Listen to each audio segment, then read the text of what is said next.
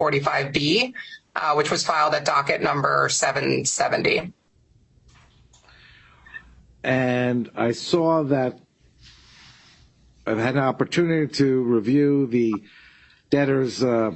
Renzi's declaration in support of the motion, as well as the opposition filed by the U.S. trustee, I think, earlier this morning. And let me then turn to the debtor and Yes, Your Honor. if you want to address the opposition or where we go from here. Thank you, Your Honor. So, Your Honor, we filed the declaration of Mr. Renzi in support of the motion at docket number 784. Mr. Renzi is on the line, so if Your Honor has any questions for him or anyone wants to cross him, he's available. But otherwise, we would offer his declaration as his direct testimony. All right. Any objection? Good afternoon, Mr. Renzi. I see you there. Any objection to the declaration coming in as direct testimony? In lieu of direct testimony. Thank you. All right. Continue on. Thank you, Your Honor. Your Honor, since the commencement of these cases, the debtor's three main banking partners, Silvergate Bank, Silicon Valley Bank, and Signature Bank, have collapsed. The debtors had 38 of their 43 pre-petition bank accounts with those three banks. And the remaining 5 accounts were dormant accounts with Union Bank, BCB Bank, and FOMO Pay that the debtors closed shortly following the petition date at the request of the U.S. trustee. The debtors were able to navigate these bank failures and successfully protect the debtors' cash. And the debtors have worked closely with the U.S. trustee and the committee to find a safe depository for their funds. Over the past month, the debtors and the committee have collectively reached out to over 50 banks in an effort to open new accounts at authorized depositories for the District of New Jersey and to ensure compliance with Section 345 of the Bankruptcy Code. The process to find new banking partners has been challenging. Many banks are refusing to offer services to crypto companies given the uncertain regulatory environment. While the debtors have been successful in establishing new accounts at Webster Bank, Western Alliance Bank, and PPAC Gladstone Bank, each of which is an authorized depository in the District of New Jersey, none of those banks to date have been able to secure surety bonds and or expressed a willingness to post securities to satisfy Section 345B of the Bankruptcy Code. Your Honor, the U.S. trustee notified the debtors yesterday that First Citizens, which acquired SVB Bridge Bank, has recently signed an authorized depository agreement and has agreed to post collateral to protect funds in the District of New Jersey. However, the debtors have reached out to First Citizens multiple times and immediately following our call with the U.S. trustee yesterday, but have still not received a response and or confirmation from First Citizens that they are going to collateralize the debtors' funds in this case. While we are hopeful that First Citizens will be able to procure a surety bond and or post collateral, they have not done so to date, and the debtors need to protect their cash now. They need the flexibility of having multiple options to secure their cash, given the risks associated with non-diversification at this time. Your Honor, the debtors take seriously the U.S. trustee's motion to compel the debtors to comply with Section 345B, but the reality is we have not been able to do so given the turmoil in the banking system.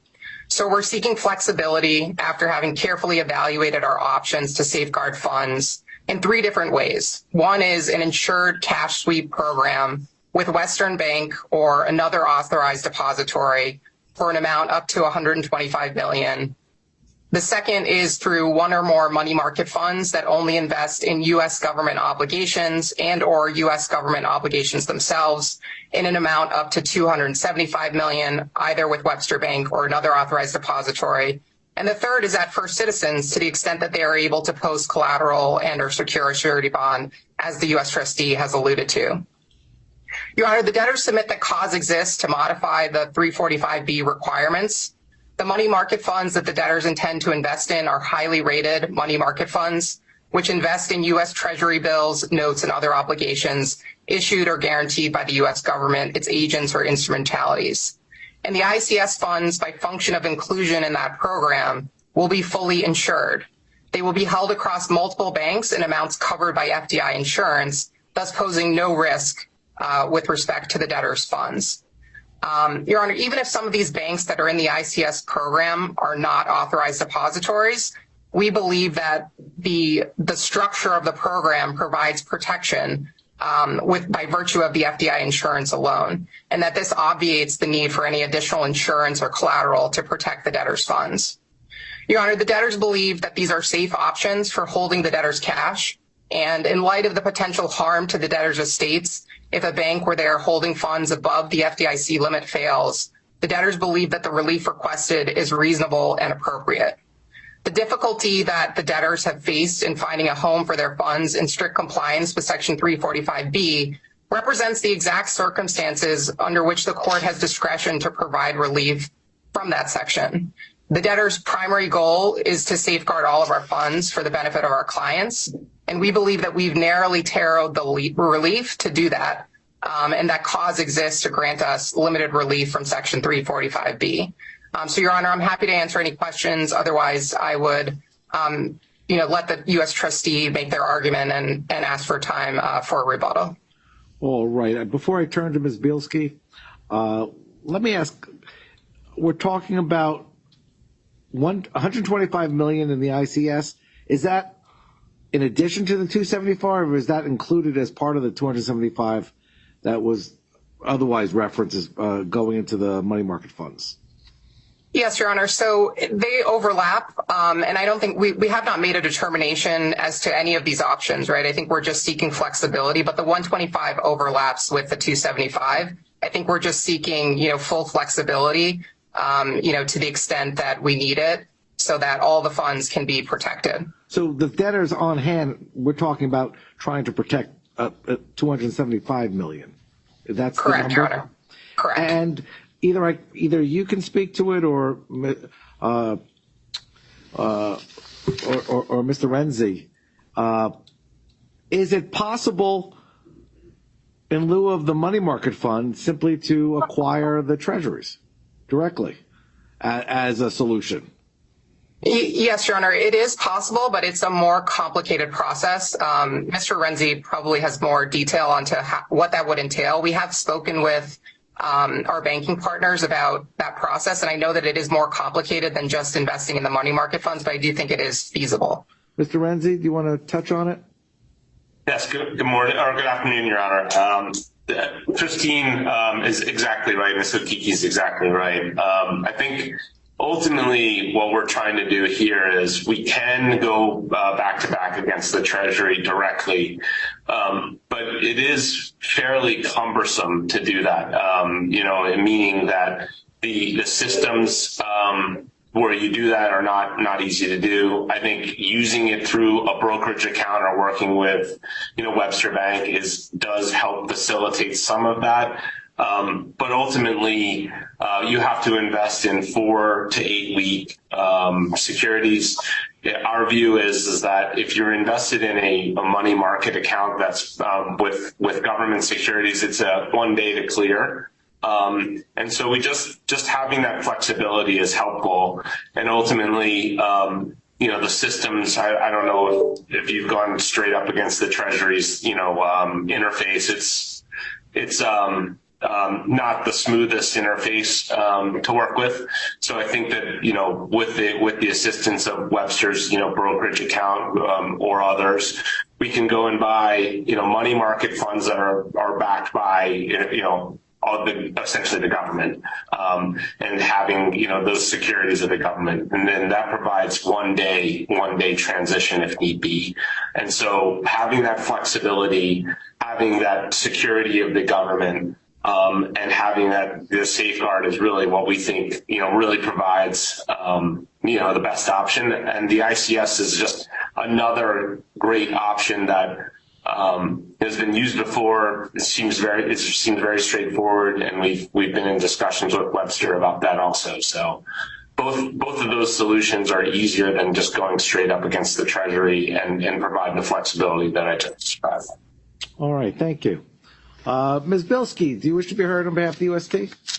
Yes, Your Honor. Thank you. Lauren Bielski with the Office of the United States Trustee. Your Honor, I'll just touch on the first issue that you raised with the debtor obtaining T-bills directly. We would have no objection to that. We think that's appropriate under the code, and I think that the debtor has enough sophisticated professionals that even if the process is cumbersome, that they can certainly do that. But turning to the objection that we filed this morning, Your Honor, and I appreciate that you read that in advance of the hearing. And I appreciate that Your Honor is aware of the concerns and the challenges that have arisen with regards to the banking issues, especially in this case and recently. And as Your Honor knows, Section 345 obligates the debtors to require from an entity which holds estate money that they're either invested and have a bond having the features identified in Section 345B as a surety bond, or the deposits of securities consistent with 31 U.S.C. Section 9303, unless the court orders otherwise. The debtor represents to this court that the surety bonds are no longer available due to bank volatility, and that each of the debtor's banks rejected any proposal to collateralize the debtor's funds, and that this is cause to waive the Section 345 requirements. But Section 345 places the obligation on the debtors to require protections for its money from the institutions that hold such money. And while Section 345 does not mention the U.S. Trustee's office, the office, in its supervisory role under 28 U.S.C. Section 586, assists with the protection of debtors' funds by its entry into the Uniform Depository Agreements. The UDAs obligate depositories to maintain collateral for bankruptcy funds on deposit in an amount no less than 115% of the debtor deposits that exceed the FDIC insurance limits. The funds at issue in this motion, referred to by the debtors as the remaining funds, are the funds that were held by Silicon Valley Bridge Bank, which was then acquired by First Citizens Bank, where the funds remain. At the time of acquisition, First Citizens Bank was not a party to a UDA, but our office has been working with them, and as of April 25th, First Citizens Bank executed a UDA. That means they have agreed to protect debtors' funds as required under the UDA, and the next step to open an account with the Federal Reserve Bank is underway. Based on past experience, this can be done in 48 hours, and then the collateral can be pledged. As counsel indicated, we relayed this information to them yesterday, but the debtors still are seeking the waiver from the court today. Counsel also mentioned that Webster Bank is an approved depository, having signed a UDA, but if Webster Bank is unwilling to either obtain the security bonds or collateralize, then they would be non-compliant under the UDA. The U.S. Trustee has concerns regarding the proposed alternatives, the Insured Cash Sweep Program and the Money Market Fund, and does not believe they are acceptable because they do not allow for the necessary monitoring, oversight, reporting, and ability to safeguard the funds.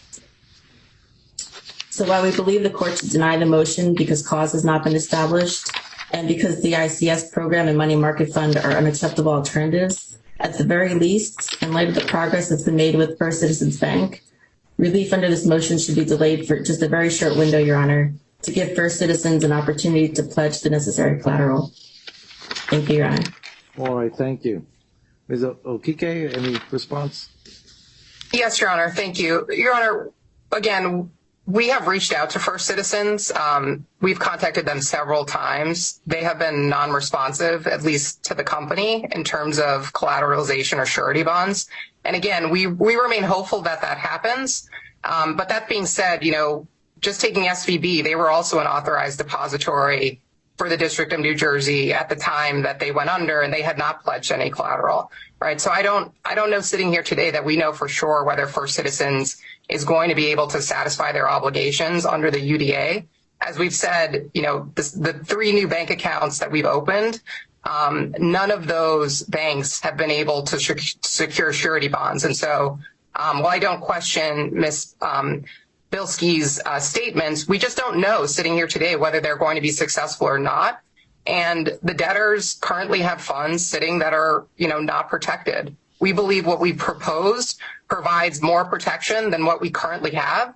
And we believe we've established cause, to utilize these mechanisms. We would, of course, work with the UCC and the U.S. Trustee before, actually moving funds to identify, any money market funds or the ICS banks that we were going to use. But we're requesting flexibility given the financial turmoil right now. I think, having all our funds in one bank, even if First Citizens is able to collateralize, is probably not the best option, just given everything going on. And so we would respectfully request approval of the motion. And Your Honor, if I may, or Ms. O'Keefe, if I may. Yes. I also, I'll just note that in terms of bank accounts, we do not have an account for our international entities at FCB. So, and also that's another issue that we would have. So it's just, I know it's technical, but it's something that we don't have a solution for international, and we're responsible for those entities also. So let me clarify then. You're saying that if First Citizens Bank was collateralized and they've signed the EVA, but if the arrangements with the Federal Reserve have been made and they're collateralized, you still cannot keep international funds there? Your Honor, we do not have a bank account set up at FCB for the international entity. So we would have to go through the KYC process to do that, and then have them agree to post collateral or a surety bond for that to work. And I think that's just additional time that, we're concerned about. We have international accounts open at Webster Bank, we would be able to effectuate that much more quickly. And it just heightens the point that Ms. O'Keefe had just stated. I just wanted to make sure you were also aware of that too. Thank you. Your Honor, and one point just to add on that, you may recall that in kind of all this turmoil, the debtors transferred money out of Signature to a Haynes Boone account. And that is international money, which we are not able to move anywhere right now because we don't have an international bank account other than at Webster, and Webster has not been able to collateralize or secure a surety bond. And so there is an urgent need for this relief, as I think we've laid out for you. Can those funds be transferred into the proposed money market funds? Yes, Your Honor. All right. Thank you. Ms. Bilski. Oh. Thank you, Your Honor. This is the first we're hearing about any concerns with regards to international funds held in national accounts or the issues that Mr. Renzi just raised. So we have not had a chance to review that. But I would say too that the ability to get the T-bonds, the T-bills is still there. And again, we've been told by First Citizens Bank that they're moving toward, we're working with them to get the account open with the Federal Reserve Bank, and that they're prepared to collateralize. And at the very least, if we can allow a few days for that process to happen, and the debtor could also start working on obtaining the T-bills directly, I think that would be certainly an acceptable solution for the very short term. All right. Thank you. Mr. Renzi, you had your hand raised again? Yes. I mean, we sent a few emails in regards to some of the details here to the U.S. Trustee. I actually did it myself directly, and I think ultimately my concern is just I want to make sure that we're doing everything possible to do this as quickly as possible to protect these funds. And my concern is just given the nature of the industry that as Ms. O'Keefe went through, we went through a number of banks to get to where we are. And it was cumbersome to open up new accounts, as you can imagine. And at the end of the day, I just want to deliver results for the company and for our system altogether. And to do that quickly is important so that we can protect these assets. So that's all I would add, Your Honor. All right. Mr. Axelrod? Thank you, Your Honor. Before I begin, I believe this is my first appearance before Your Honor, and our counsel, Genova Burns, will be filing a pro hac vice application shortly. I just ask that I be permitted to speak pending that. Welcome to New Jersey remotely. Thank you very much. I think we're in general agreement. The committee is in general agreement with the debtors and the United States trustee as to the importance of safeguarding these funds.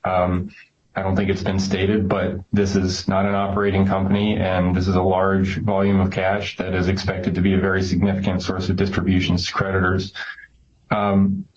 If surety or collateralization is not available, then it is available, then our preference would be to keep the money where it is. But First Citizens is not here today to say that that's a possibility. And it sounds like there's more digging to be done on that front. We and our representatives have spoken with the debtors over the last few days about the options on the table. Based on our discussions about the ICS and money market accounts, we were able to get comfortable with those options. I suspect we could also get comfortable with purchasing Treasury bills directly as well. But glad to hear on the record the commitment of the debtors to continue discussing these options before any money does move. And that's our primary request at this point. We don't object to the debtors having some optionality, particularly at this moment, based on facts that seem to be in flux. And we look forward to participating in discussions as things seem to be developing. That's all I have, Your Honor. Thank you. All right. Thank you. Thank you all. I think it's important to adhere as closely as possible with the statutory requirements set forth in the code in section 345, but I recognize that flexibility is needed in this situation, and most importantly, it's a task of all of us, the debtor, the committee, the UST, and the court, to do what it can to preserve the funds for the benefit of creditors. I'm going to give my ruling, but ask that if parties think it can be tweaked, not to hesitate to raise their hand. I'm going to direct the debtor to use the debtor's best efforts and good faith to transfer the funds to First Citizens Bank once they have confirmed collateralization. And that is to be done no later than Monday, close of business Monday. In other words, it gives 2 full days on top of the time that's already been undertaken to get that done. If not, if for whatever reasons they cannot confirm collateralization, I'm going to authorize that all the money be transferred into the money market funds. I'm not comfortable with the sweep, the ICS sweep. I agree and concur with the U.S. trustee concerns regarding the essentially the accounting for it and the monitoring of all of the accounts. And there's no reason not to just move all of the funds into the money market accounts. They are accessible. Now, if the debtor wants to substitute for either of those alternatives, purchasing this treasuries directly, I don't think anyone can complain about that option. But I understand the obstacles and the burdens and the time commitment in doing so. But either way, I don't want to be in a position where this goes past close of business Monday without us taking the steps to protect the funds. But I'm open to suggestions if anybody wants to tweak that pathway. And you can consider it and discuss it. If the court, if you need, I'm available tomorrow as well on a quick phone call if something has to be tweaked in order to satisfy everyone's concerns and expectations. Your Honor, your proposal works for the debtors. I think it makes sense. And as we said, we're happy to continue working with the U.S. trustee and the UCC on these issues. Anyone else? Under Lauren Bielski, I appreciate Your Honor's ruling as well, and we would also like the opportunity to talk with people in my office about any particular tweaking, as Your Honor mentioned, if we could bring that to debtors' counsel's attention first. Yeah, and then if there are any issues, if we could bring that to Your Honor as well, that we would appreciate that. Everybody knows where to find me.